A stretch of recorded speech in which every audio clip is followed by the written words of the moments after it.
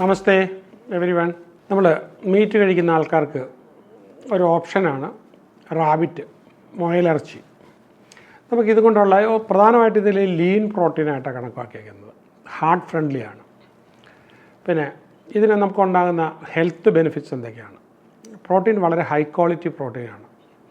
Muscle ബിൽഡിങ്ങിനും muscle repair ചെയ്യാനും. പിന്നെ ലോ ഫാറ്റാണ്. വെയ്റ്റ് മാനേജ്മെൻറ്റ് ഇത് ഉപയോഗിക്കാം.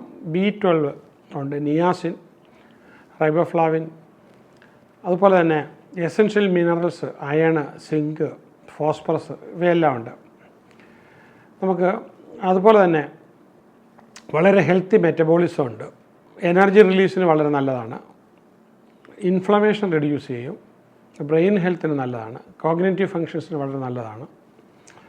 പിന്നെ വൈറ്റമിൻ എ ഉണ്ട്. അതുപോലെ തന്നെ ബോൺ ഗ്രോത്തിന് വളരെ നല്ലതാണ്. പിന്നെ എംബ്രിയോണിക് ഗ്രോത്തിന്, ഗർഭസ്ഥ ശിശുവിന് നല്ലതാണ്. പിന്നെ ഇതിന് ആൻറ്റി ഓക്സിഡൻറ്റ് ഇഫക്റ്റ് ഉണ്ട്.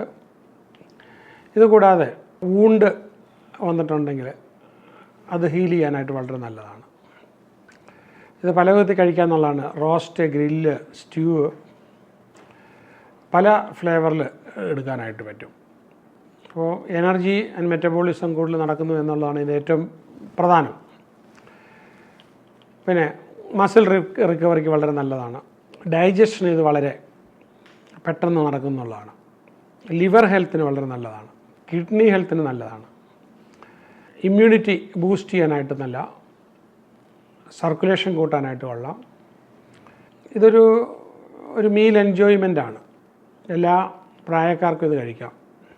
ഒരു സസ്റ്റൈനബിൾ ഫാമിംഗ് ഒക്കെയാണ് ഇതിന് ആൾക്കാർ ആഗ്രഹിക്കുന്നത്. ഇത് സഫീഷ്യൻറ്റ് സപ്ലൈ ഇല്ല എന്നുള്ളൊരു പ്രശ്നമാണുള്ളത്. ഇതിന് നമുക്ക് ഹെൽത്തി കൊളസ്ട്രോൾ, അപ്പോൾ കൊളസ്ട്രോളിൻ്റെ പ്രശ്നമുള്ളവർക്ക് ഇത് ബുദ്ധിമുട്ട് വരുന്നില്ല. BP, അതുപോലെ തന്നെ വെയ്റ്റ് കൺട്രോൾ പൊതുവെ എടുക്കാനായിട്ട് പറ്റും. ഇങ്ങനെ ഒരുപാട് പ്രയോജനങ്ങളുണ്ട്. ഇതുകൊണ്ടുള്ള ദോഷങ്ങളെന്ന് പറയുന്നത്, ഇത് സ്ഥിരമായിട്ട് കഴിക്കുമ്പോഴത്തേക്ക് മേ ബി ഹൈ കൊളസ്ട്രോളിലോട്ട് ചിലപ്പോൾ പോകാം. പിന്നെ ചില ആൾക്കാർക്ക് ഇത് അലർജിയുള്ള ആൾക്കാരുണ്ട്. ലിമിറ്റഡ് അവൈലബിലിറ്റി കാര്യമായിട്ടില്ല. സോഫ്റ്റ് മീറ്റാണ്.